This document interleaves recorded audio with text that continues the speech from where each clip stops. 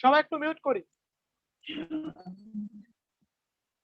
যারা হচ্ছে নতুন আছি, হ্যাঁ, যারা একেবারে নতুন আসছে, যাদের জন্য ফার্স্ট ক্লাস, আমরা এই ব্যাচে তামাদি আইন এবং সুনির্দিষ্ট প্রতিকার আইন শেষ করছি। সেই ক্লাসগুলো আবার হবে, হ্যাঁ, সেটা নিয়ে কোনো চিন্তা নাই, সেই ক্লাসগুলো হবে। আর এই ব্যাচটা হচ্ছে এমন একটা ব্যাচ, এই ব্যাচের মানুষগুলো খুবই ভালো, মানে আর একবারে পাশ করতে চায়। ব্যাচটা হচ্ছে প্রিলি, বাট এখানে রিটেন কেন্দ্রিক ও আলোচনা হয়, যাতে করে বেটার একটা প্রিপারেশন হয়। এবং একই সাথে আমরা সাক্ষ্য আইনের যতটুকু, আজকে সাক্ষ্য আইন ক্লাস, আমরা সাক্ষ্য আইনের যতটুকু শেষ করছি তারপর থেকে ক্লাস হবে। আপনারা একটু লিখে রাখবেন যে আপনারা কতটুকু সাক্ষ্য আইনের শেষ করতে পারেন, সেটা আবার রিভিশন হবে। অথবা এরকম হবে যে আমি একটা টাইম দিলাম যে কারা কারা এসআর অ্যাক্ট করতে পারেন নাই, কারা কারা তামাদিন করতে পারে না, তারা মানে আমরা নতুন করে আবার ক্লাস করবো, কোনো সমস্যা নেই। আচ্ছা, তাহলে আমরা শুরু করি। দাদা দাদা হ্যাঁ দাদা, আপনি কতদিন এই গ্রুপে হচ্ছে সেকশন 59 থেকে 65 পড়াইছিলেন এভিডেন্স অ্যাক্টের? ওইটা মনে হয় প্রথম স্টার্টিং ছিল এভিডেন্স অ্যাক্টের। হ্যাঁ, এভিডেন্স এই একটা গ্রুপে। স্টার্টিং ছিল। হ্যাঁ, ওকে দাদা, ক্লিয়ার। ওকে, আমরা সাক্ষ্য আইনের সেকশন 59 থেকে 65 পড়ছি, সেকশন 59 থেকে 65 পড়ছি।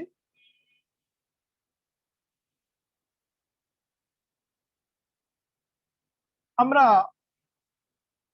এখন যাব হচ্ছে সেকশন 45। সেকশন 45, সেকশন 45 থেকে 51, যেখানে বিশেষজ্ঞ মতামত নিয়ে কথা বলছে। সেকশন 59 থেকে সেকশন 45 থেকে 51। ওকে, আমরা পড়াশোনা করি হচ্ছে প্রিলি এবং রিটেন কেন্দ্রিক। হ্যাঁ, একটু বিস্তারিত আলোচনা একটু স্লো স্লো, যাতে করে একবার মাথায় গেঁথে গেলে আমাদের রিটেন ভাইবা সব হয়ে যায়।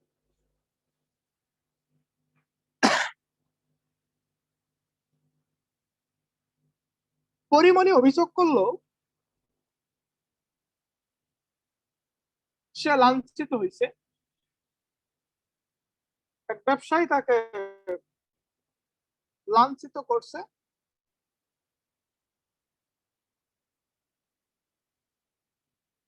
সে আসলে, তার সাথে আসলে কি ঘটনা ঘটছে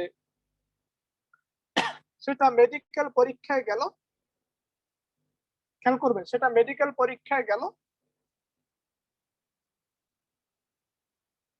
সে মেডিকেল পরীক্ষার ডাক্তার হচ্ছে এক্স, মেডিকেল পরীক্ষার ডাক্তার হচ্ছে এক্স।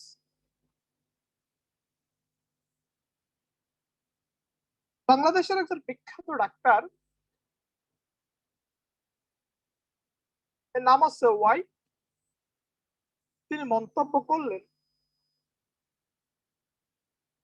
যে পরিমণি ধর্ষিত হয়েছে, পরিমণিকে ধর্ষণ করা হয়েছে। এখন আমার প্রশ্ন, যিনি বাংলাদেশের বিখ্যাত ডাক্তার, এই ব্যক্তি একজন এক্সপার্ট, মানে মেডিকেল সায়েন্সে এক্সপার্ট, চিকিৎসা বিজ্ঞানে। ওনার দেওয়া অপিনিয়ন, ওনার দেওয়া বক্তব্যটা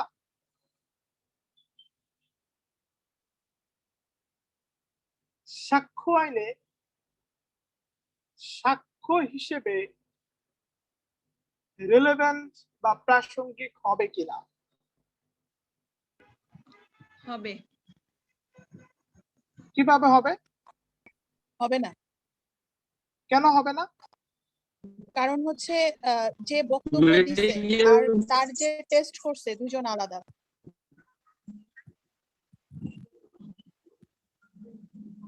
আচ্ছা, তার দেওয়া বক্তব্য, তার দেওয়া মতামত রিলেভেন্ট হবে কিভাবে? এখানে তো দাদা মতামত দিয়ে হবে না, এখানে তো মেডিকেল মেডিকেল ডাক্তারের কোনো হবে দাদা, হবে। হবে না। প্রমাণ নাই বা এরকম কোনো টেস্ট নেই।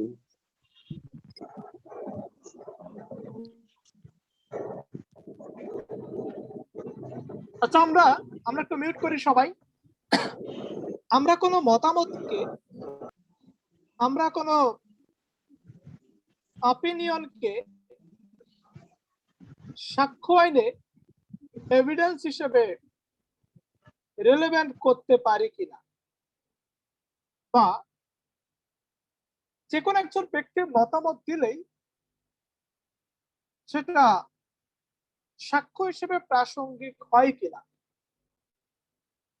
উত্তর হচ্ছে না। মতামত দিতে হবে সেই হ্যাঁ দাদা, ব্যক্তি- হতে পারে যদি আচ্ছা, মতামত দিতে হবে উনি ওই বিষয়ে এক্সপার্ট হয়ে থাকেন, কোন এক্সপার্টের অপিনিয়ন রিলেট করার কথা।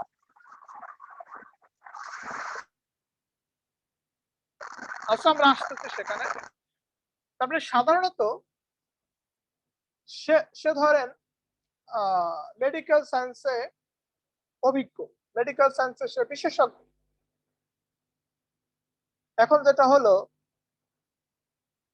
সে সে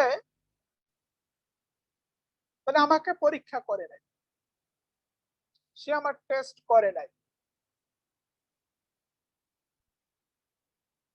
বা সে আমাকে টেস্ট করার জন্য প্রেসক্রাইবড না, অথরাইজড না।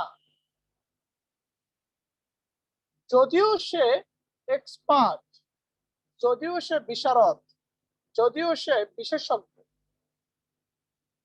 তবুও তার দেওয়া মতামত সাক্ষ্য আইন অনুসারে সাক্ষ্য হিসেবে রিলেভেন্ট হবে না। তাহলে কি করা লাগবে? যদি দেখা যায় যে এক্সপার্ট অপিনিয়ন 5টা ক্ষেত্র হয়। আচ্ছা, 5টা ক্ষেত্র হলো সমস্যা নাই, একটু লিখেন। যে যেটা জানে শুধু জানলেই হবে না, সেই বিষয়ে বা সেই বিষয়ের কোনো অংশের সাথে কানেক্টেড থাকতে হবে। কেবল তখনই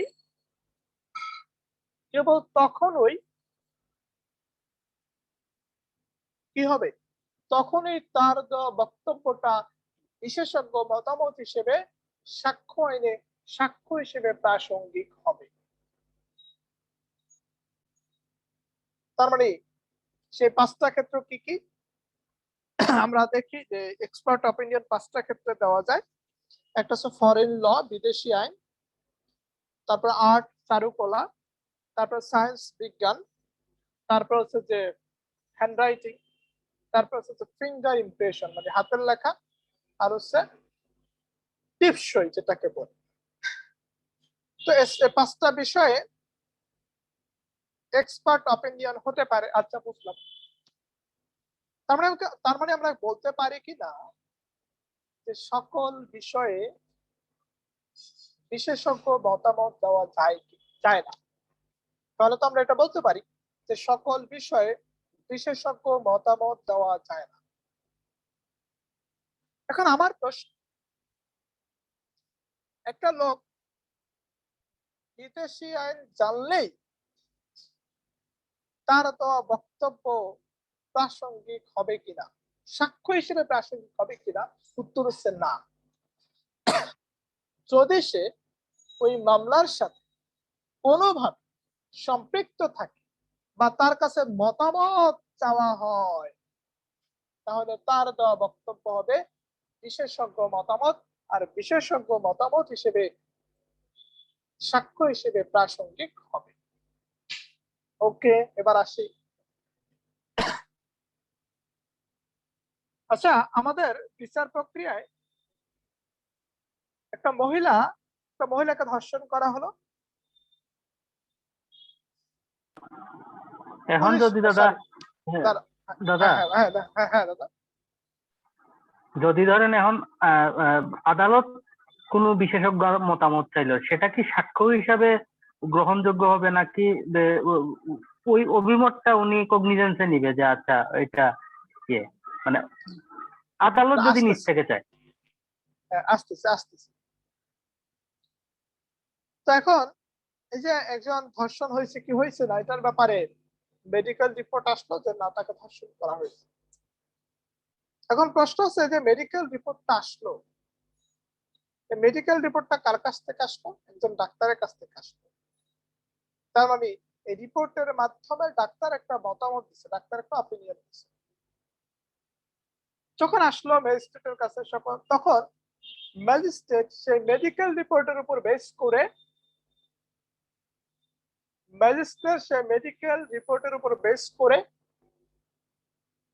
শাস্তি দেয় কিনা? উত্তর হচ্ছে না, সে মেডিকেল রিপোর্টের উপর বেস করে শাস্তি দিতে পারে না।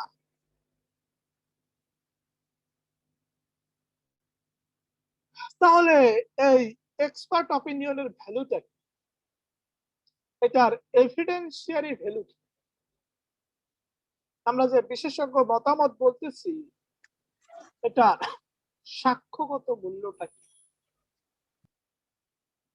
এটা সাক্ষ্যগত মূল্যটা কি এরকম যে ওই যে আদালতের নিকট যে মেডিকেল রিপোর্টটা দিল এটাই কনক্লুসিভ প্রুফ, এটাই চূড়ান্ত প্রমাণ। কনক্লুসিভ প্রুফ বা চূড়ান্ত প্রমাণ বলতে আমরা সেই প্রমাণকে বুঝি যেই প্রমাণের পরে পরবর্তীতে আর প্রমাণ দরকার পড়ে না, পরবর্তীতে আর প্রমাণের প্রয়োজন হয় না।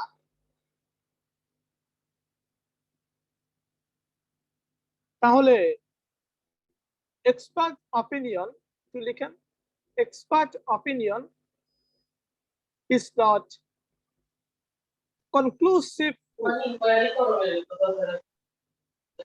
সবাই একটু লিখি,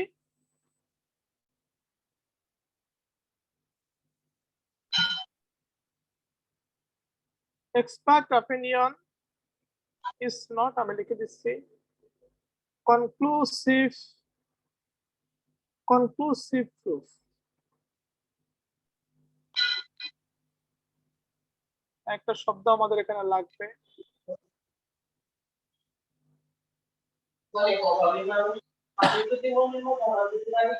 তাহলে expert opinion is not conclusive proof। Faisal ভাই একটু, আচ্ছা তাহলে বিশেষজ্ঞ মতামত কনক্লুসিভ প্রুফ নয়। আচ্ছা বিশেষজ্ঞ মতামত কনক্লুসিভ প্রুফ না, এটার কারণটা কি? কারণ যেটা কনক্লুসিভ প্রুফ, আমরা কনক্লুসিভ প্রুফের অনেক জায়গাগুলো পড়বো, সেটা আস্তে আস্তে পড়বো। কনক্লুসিভ প্রুফ থাকলেই যে জিনিসটা কনক্লুসিভ প্রুফ মানে হচ্ছে সেটা প্রমাণ হয়ে গেছে, এটার আর প্রমাণের দরকার নেই। যেমন যদি এরকম হয় যে আমি বিয়ে করছি, তো আমাদের মধ্যে এখনো ডিভোর্স হয় নাই, তো বিবাহটা আছে, আমরা স্বামী স্ত্রী হিসেবে আছি। এই স্বামী স্ত্রী থাকাকালীন সময় আমার যদি কোনো সন্তান জন্মলাভ করে, এটা নিজেই কনক্লুসিভ প্রুফ, এটা নিজেই চূড়ান্ত প্রমাণ। এটাকে বিভিন্ন ভাবে আর প্রমাণের দরকার নাই যে আসলে সে আমার সন্তান না বা আমি তার পিতা না, আমি সেই সন্তানের পিতা না।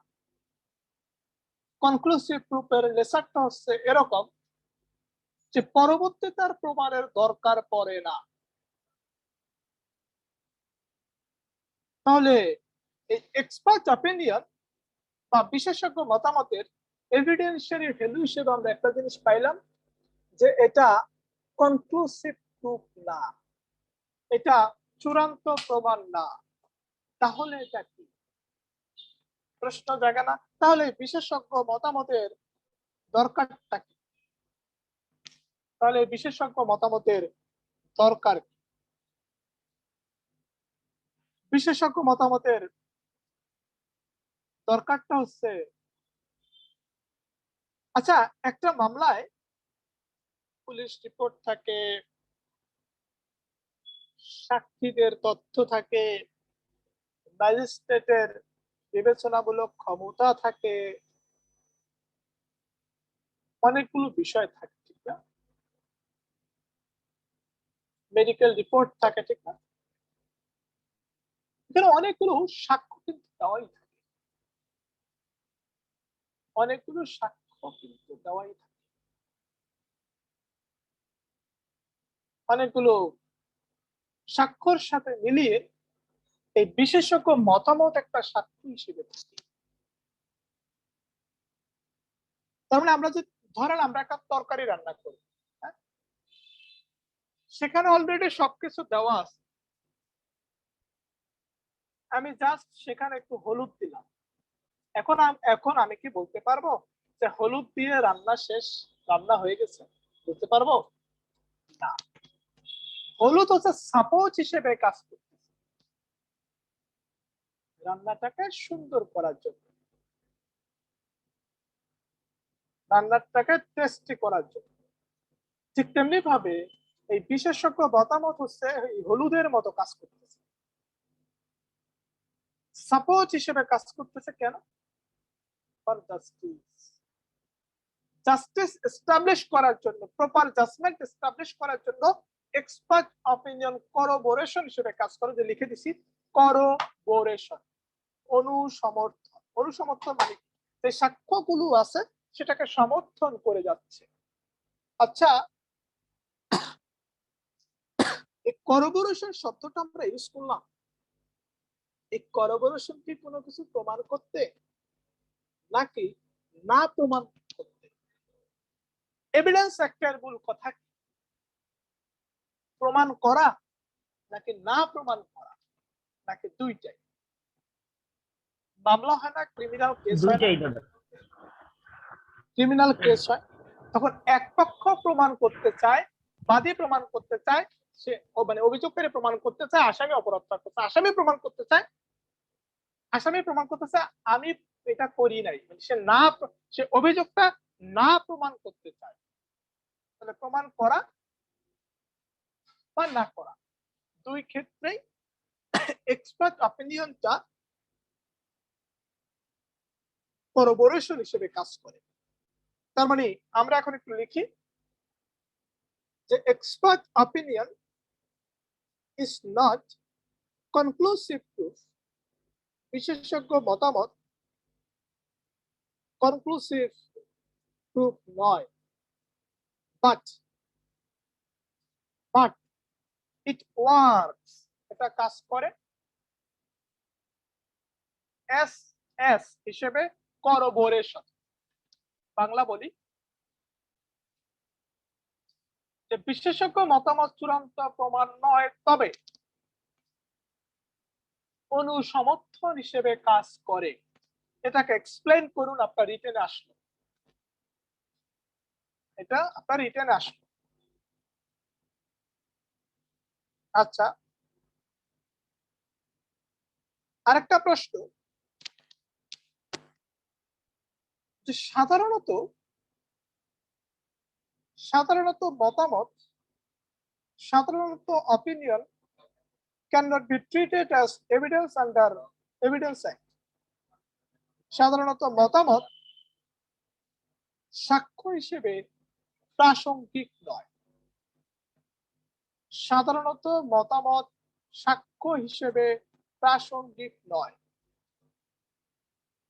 তবে সেই সাক্ষ্যই মতামত হিসেবে প্রাসঙ্গিক হতে পারে।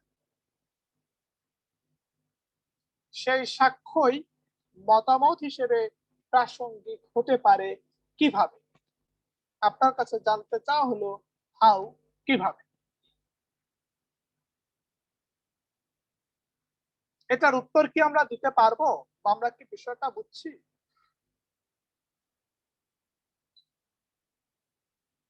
আবার যদি বলি কিছু ক্ষেত্র ব্যতীত, বিশেষজ্ঞ মতামত সাক্ষ্য হিসেবে প্রাসঙ্গিক না। এটাকে ব্যাখ্যা করতে বললাম যে কিছু ক্ষেত্র ব্যতীত বিশেষজ্ঞ মতামত প্রাসঙ্গিক নয়, এটাকে ব্যাখ্যা করি। যারা নতুন আছেন একটু বলি যে রিটার্ন প্রশ্ন কিন্তু এভাবেই হবে। প্রশ্ন হচ্ছে আমরা কেন প্রিলির সাথে রিটার্ন করতেছি। যখন আমার ধারণাটা ক্লিয়ার হয়ে যাবে তখন প্রিলিও ভালো হবে, রিটার্নও ভালো হবে, দুইটাই ভালো হবে। ওকে, তাহলে আমরা 45 একটু দেখলাম। নেক্সট ধাপ সেটা হচ্ছে যে ধরেন ডাক্তারের কাছ থেকে মেডিকেল পরিমণির ধর্ষণের অভিযোগের মেডিকেল রিপোর্টটা ম্যাজিস্ট্রেট কোর্টে আসলো, আদালতে আসলো। আদালত সেটাকে গ্রহণ করতেও পারে, নাও করতে পারে। তার মানে হচ্ছে এক্সপার্ট অপিনিয়নের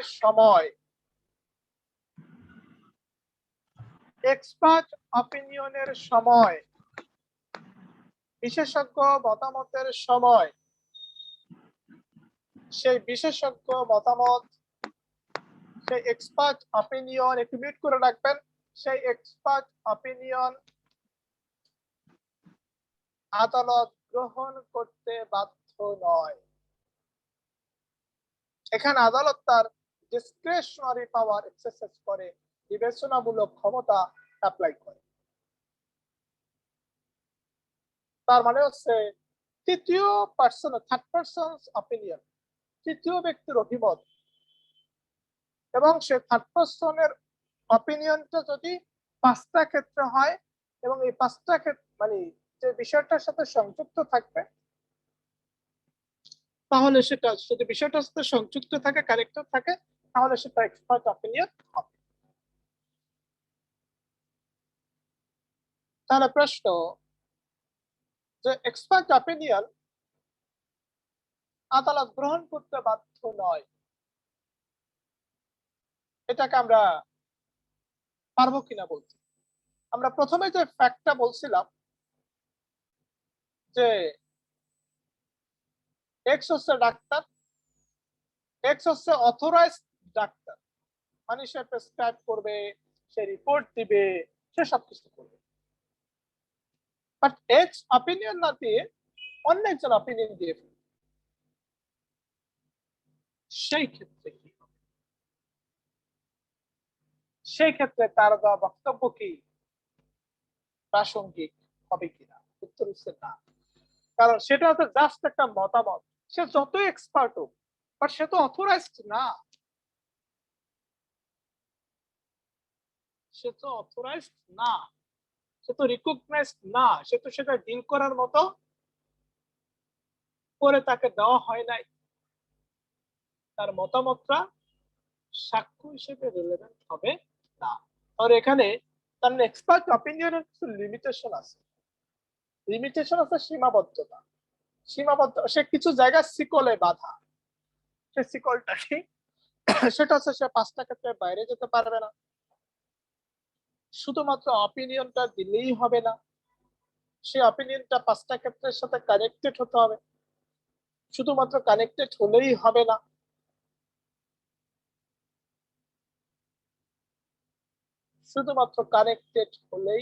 না, অথরাইজড হতে হবে। মতামত দেওয়ার জন্য অথরাইজড হতে হবে যে হ্যাঁ আপনি মতামত দেন, হ্যাঁ আপনি মেডিকেল রিপোর্ট দেন, হ্যাঁ আপনি বিদেশি আইন সম্বন্ধে মতামত দেন।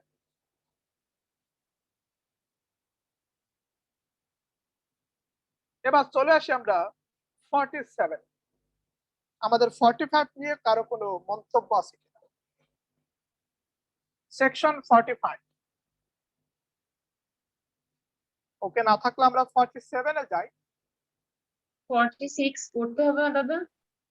না 46 লাগবে না, আমরা 47 এ যাচ্ছি। সেখানে বলছে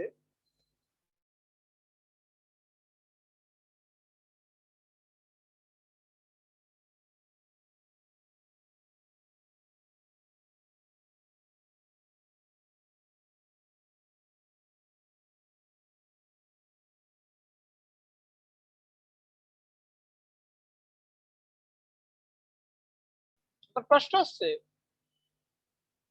এখানে এটা তো প্রমাণ করতে হবে বা প্রমাণ না করতে হবে, দুইটা ব্যাপারই করতে হবে।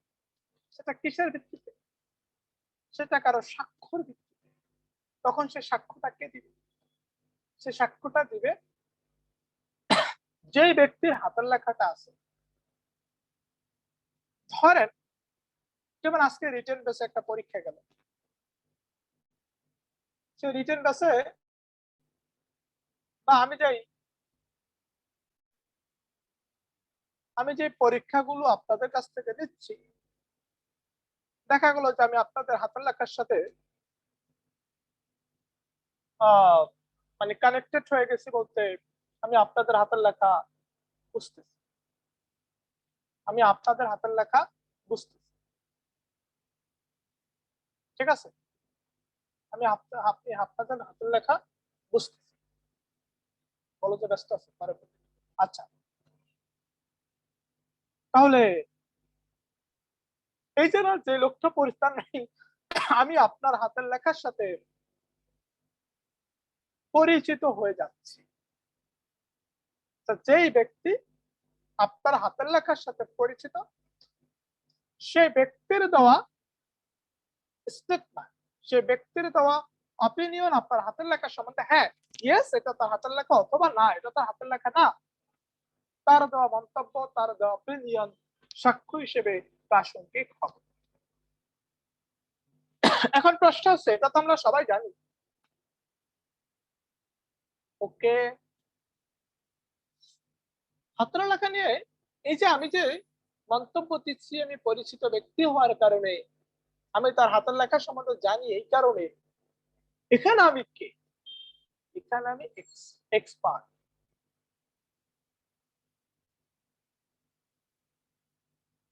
একটা দোকানের অশিক্ষিত কর্মচারীও এক্সপার্ট হতে পারে। একটা দোকানের অশিক্ষিত কর্মচারীও বিশেষজ্ঞ হয়ে মতামত দিতে পারে, এবং আমরা সেই অশিক্ষিত কর্মচারীকে বলতে পারি তার বিশেষজ্ঞ মতামত। সেটা হচ্ছে 47 এর আন্ডারে। 47 থেকে আরো যে ধারাগুলো পড়বো সেই ধারাগুলো। কিভাবে?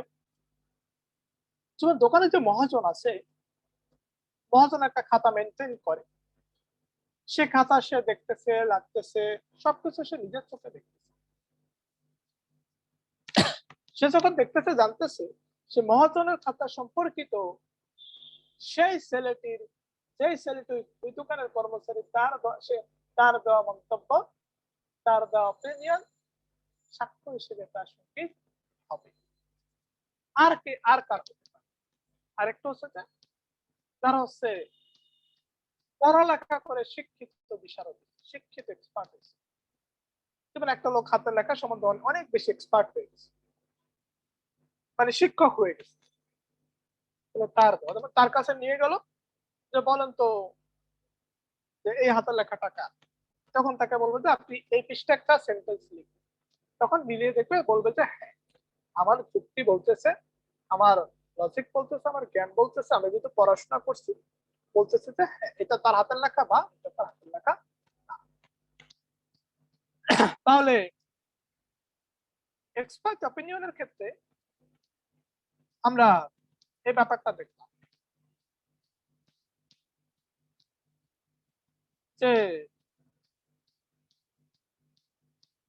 তারাই যোগ্যতা সম্পন্ন, তারাই এখানে বিশেষজ্ঞ, যারা তার উক্ত হাতের লেখা সম্বন্ধে, যারা তার উক্ত হাতের লেখা সম্বন্ধে পরিচিত, যারা তার উক্ত হাতের লেখা সম্বন্ধে পরিচিত, তারাই এখানে এক্সপার্ট। ফয়সাল ভাই, ফয়সাল ভাই, আপনি কি ওই যে অ্যাডমিট করতেছেন না? জি জি, হ্যাঁ হ্যাঁ, অ্যাডমিট নাই তো, কেউ তো নাই। ও আচ্ছা, কিন্তু ওই যে প্রবীরটা বলতেছে সে নাকি কানেকশন পাচ্ছে না। না না, উনি কয়েকবার ঢুকছিল, ঢুকে বন্ধ হয়ে গেছে। নাই, এখন কেউ নাই। ও আচ্ছা আচ্ছা আচ্ছা। আচ্ছা, আমরা এখন প্রশ্ন আসি। আমরা এই পর্যন্ত থাকি, মানে 45 এবং 47 আমরা বুঝছি। এখন যদি আপনাকে প্রশ্ন করা হয়, যেমন হচ্ছে ধরেন আপনি ব্যবসা করেন, আপনি চট্টগ্রামের এক মহাজনের সাথে ব্যবসা করেন, সে চট্টগ্রাম মানে চিঠি আদান প্রদানের মাধ্যমে ব্যবসা করেন। সে চট্টগ্রামের মহাজন আপনার হাতের লেখা সম্বন্ধে স্পষ্ট আইডিয়া হয়ে গেছে, বা আপনিও তার হাতের লেখা সম্বন্ধে আইডিয়া হয়ে গেছে। এখন আপনাদের কারো হাতের লেখা নিয়ে যদি আদালতে প্রশ্ন উঠে, তখন এই যে আপনারা যে পরিচিত থাকবেন তার জবাব অপিনিয়নটা হিসেবে প্রাসঙ্গিক হবে। আচ্ছা, যারা নতুন আছেন 40 মিনিট হলে কেটে যাবে, আমরা আবার সেই একই জুম লিংকে আবার আসবো সাথে সাথে। আচ্ছা, 45 এবং 47 নিয়ে কারো প্রশ্ন আছে কিনা? আমি একটু এই জায়গাটা স্টপ রেখে, যেহেতু মনে পড়লো আমরা একটা জায়গায় যেতে চাই, সেটা হচ্ছে আমরা 60 ধারাতে দেখছিলাম, মানে এটা এ পর্যন্ত থাক, আমরা এখানে আসবো পরে। 60 ধারাতে দেখছিলাম যে oral evidence must be direct, যে মৌখিক সাক্ষ্য প্রত্যক্ষ হতে হবে। এটা বলছিল আমাদের 60 ধারায়, সেকশন 60, যে oral evidence must be direct, মৌখিক সাক্ষ্য প্রত্যক্ষ হতে হবে। এটার এক্সেপশন হিসেবে আমরা দেখছিলাম, ব্যতিক্রম হিসেবে আমরা দেখছিলাম যে ওরাল এভিডেন্স আসলে ডিরেক্ট না হলেও এভিডেন্স হিসেবে প্রাসঙ্গিক হবে।